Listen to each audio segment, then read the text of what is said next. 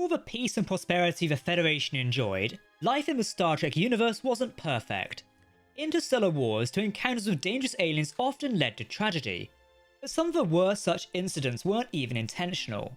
Now and again, a freak accident or miscommunication would get people killed, and in this video, we're going to be taking a look at some of the most devastating such disasters in the history of Starfleet and the Federation. Welcome to Trek Central, I'm your host, Captain Jack. If you want to keep up to date on the latest Star Trek news, lore, and more, then make sure to hit that subscribe button to never miss a video from the team here at Trek Central.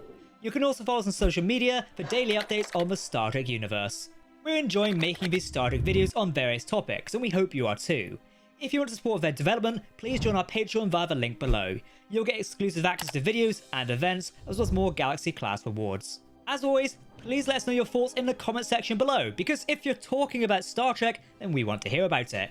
Okay, engage. For our first disaster, we have the M5 drills, a series of war games meant to test the potential of the M5 multitronic computer. This highly advanced machine was meant to essentially automate a starship, requiring only a skeleton crew to maintain systems, and it was installed on board the USS Enterprise in 2268 to test how it would perform in battle. For these tests, the Enterprise, under M5's command, would go into simulated battles against the USS Lexington, USS Excalibur, USS Hood, and USS Potemkin. At first, all went well, and the computer proved highly effective at these simulated battles. But after a while, the M5 started to go rogue. As the Enterprise crew, especially Captain Kirk, became bitter about the idea of being replaced by a machine, the M5 began to feel threatened, and its self-preservation programming caused it to lash out. It seized control of the Enterprise, prevented any of its crew from disabling it or regaining control, and went on the warpath. After destroying a drone ship for no real reason, the M5 entered what was supposed to be a combat duel with the Lexington and the other 4 ships. However, instead of it using simulated fire, it opened fire on the other ships for real, crippling the Excalibur and killing its entire crew. The Lexington almost destroyed the Enterprise in self-defense, but the starship was spared after Kirk managed to convince the M5 that it had committed a grievous crime by murdering the crew of the Excalibur. The M5 essentially killed itself, shutting down and disconnecting from the Enterprise's power grid, and its reign of terror was over, but only after the deaths of hundreds. One of the late 24th century's great disasters of both the Federation and Starfleet was in 2385. This was the attack on Mars, which occurred on April 5th, First Contact Day, 2385. This attack caused the Martian atmosphere to be set ablaze, as well as the destruction of Utopia Planitia fleet yards, which was a key Starfleet vessel construction and design facility. The attack resulted in over 90,000 dead people, including the loss of 20,000 starships, including the Romulan Rescue Armada, which is being constructed. Before the surprise attack, Mars was the location of a rescue armada being built.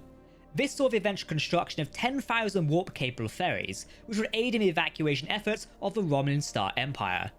You see, following the defeat of the Reman military coup years earlier, the Romulan Star Empire discovered that Romulus would soon go supernova, which would destroy a large portion of space, including the planets of Romulus and Remus. As such, Admiral Jean-Luc Picard convinced Starfleet and the United Federation of Planets to construct a massive rescue armada. To speed up construction and meet deadlines, the Federation built and employed the A500 androids, a synthetic workforce. However, this would backfire. The surprise attack on Mars was masterminded by Commodore O, who was a Romulan Zhat Vash operative. She had infiltrated Starfleet security and would be behind the compromise of the Synths. On the ground side of Mars, multiple androids would go rogue and kill the skeleton crew who would remain to work on First Contact Day, usually a day of celebration. One android, F8, lowered the installation's deflector shields, which protected the shipyards and hacked the Martian defense net. Moments later, synth ships began targeting the Federation Rescue Armada and destroyed it. They also targeted the fleet yards, the Mars orbital facility, and many other key infrastructure locations. Then, they began bombarding the surface. Starfleet would dispatch a task force in response to the attack, but they were too late to prevent the destruction of the planet and the key Starfleet locations. Although initial reports only estimated more than 3,000 killed, the death toll would eventually be revised to 92,143 in total. The attack on Mars not only crippled Starfleet's ship design and construction facilities, but it also had a massive impact on the Federation's political standing, both internally and externally. The Federation effectively banned synthetic life forms. Androids like B4 were dismantled. Starfleet would also cease all exploration of the final frontier. This was due to Starfleet Command being asked to scale back its operations in response to a personnel shortage and a focus on protecting Federation citizens. Starships that were only good for exploration were slated for decommission. Admiral Picard attempted to persuade the Federation and Starfleet to continue assisting the Romulans, but they refused, and as a result, Picard resigned from Starfleet in protest. This disaster would have lasting consequences on Starfleet, but would still be felt by 2399. Our next disaster came almost 20 years after the M5 incident, which was the first we spoke about. This is when an alien ship known only as the Whale Probe nearly destroyed Earth by accident. The ship came to Earth in search of the humpback whales, with whom the builders of the probe apparently once had contact with, coming into orbit over the planet and directing high-energy transmissions towards its oceans. The sheer power of these transmissions, however, began to vaporize the oceans and ionize Earth's atmosphere, severely destabilizing the planet's climate and threatening to wipe out human civilization. As the humpback whales were extinct by the 23rd century, the probe's message would have gone unanswered, and thus Earth would have been destroyed, had Admiral Kirk and his crew aboard a captured Klingon bird of prey not intervened. Kirk and his crew went back in time to the 1980s in search of a pair of humpback whales to bring back to the future, and after a series of misadventures involving whalers, profanity, nuclear vessels, they succeeded in bringing a pair of humpbacks to the 23rd century. These whales were able to respond to the whale probe's message, and, apparently satisfied, it left Earth behind. Calamity was averted, and the probe was never seen again. The nature of its builders, and why they were apparently oblivious to the destructive power of their probe, was never revealed. Though, the complete destruction of human civilization was averted, but the destruction from this incident was still extensive. Every city on Earth lost power, and several starships, as well as Space Dock 1, were all disabled. You have to wonder, on those disabled starships, did they get life support back online, or did all those crews just, suffocate in space? That's a bit morbid, isn't it?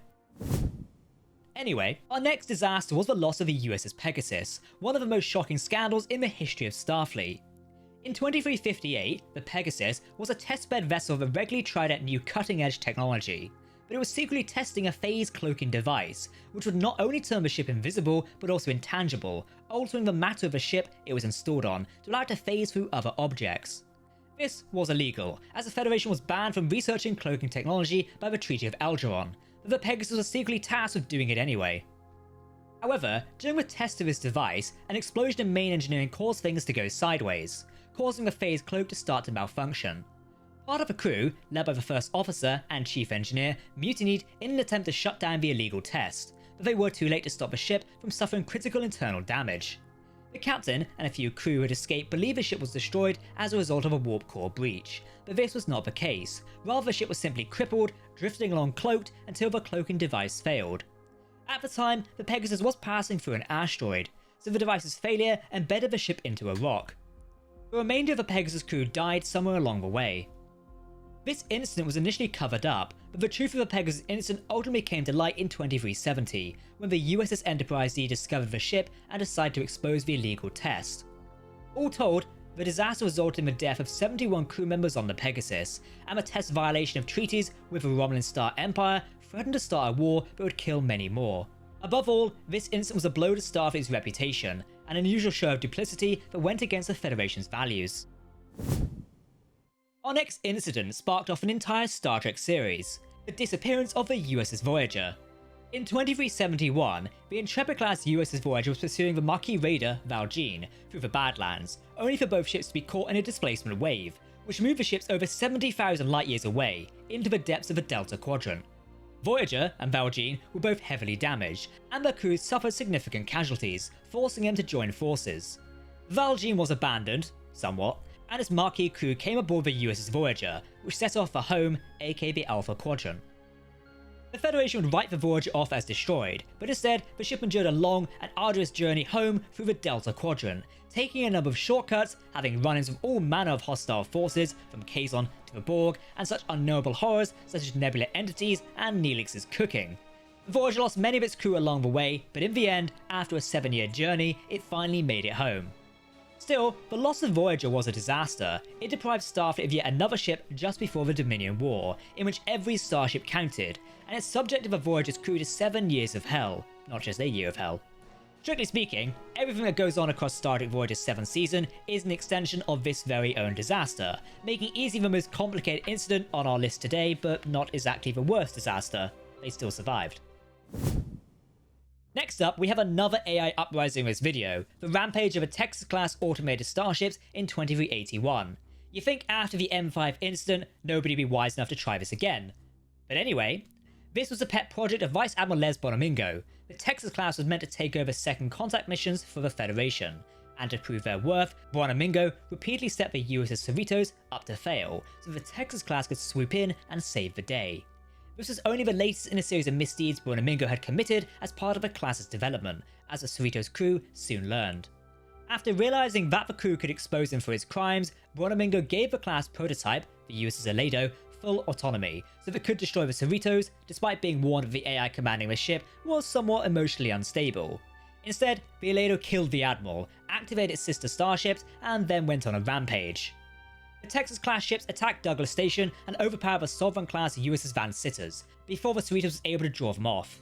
The Cerritos was able to destroy most of the Texas-class fleet by ejecting and detonating its warp core, but the Aledo survived, and it nearly destroyed the Cerritos before help arrived. The Aledo was ultimately destroyed by a Starfleet task force, and the chaos came to an end. Nonetheless, this incident led to enormous damage to Federation infrastructure, mainly Douglas Station, including many deaths, and it was also a full-blown scandal. It also killed the long-running Texas-class program as well. All in all, not the best incident. And finally, we have the single greatest disaster in the history of the Star Trek galaxy. So far, this is the burn. One day, in 3069, without any warning, almost all dilithium in the galaxy went inert, causing the antimatter containment systems in every warp drive in the galaxy to fail. This destroyed the vast majority of the galaxy's starships, causing the near collapse of the United Federation of Planets and many other governments, and it killed untold thousands of people in a matter of moments. As the Crossfield-class USS Discovery discovered much later, the burn had not been, as some believed, the result of deliberate sabotage, but a chain reaction caused by a child's terrified reaction to severe trauma on the dilithium planet Theta Zeta. After the cause was discovered, Theta Zeta emerged as a new, abundant source of dilithium, which had been extremely scarce ever since the burn, and the galaxy was able to slowly put itself back together. Still, for more than a century after the burn, galactic civilization was in tatters, and known space entered an unprecedented dark age. Untold beings were killed, marooned, impoverished, or even enslaved as a direct consequence of the disaster, and countless starships were destroyed as well. There's really no overstating just how destructive this incident was, and the people of the Federation, as well as its neighbour states, were lucky that nothing like the burn happened before or has happened since. So that's a look at some of Starfleet's worst disasters in the Star Trek universe. Like always, if you want to keep up to date on all the latest Star Trek news, lore and more, then make sure to hit that subscribe button to never miss a video from the team here at Trek Central. You can also follow us on social media or join our community Discord server. A big thank you to everyone who supports us on Patreon. Your support allows us to continue making these Galaxy class videos. For now, I've been Captain Jack, thanks for watching, and we'll see you next time. Live long and prosper, my friends. Goodbye.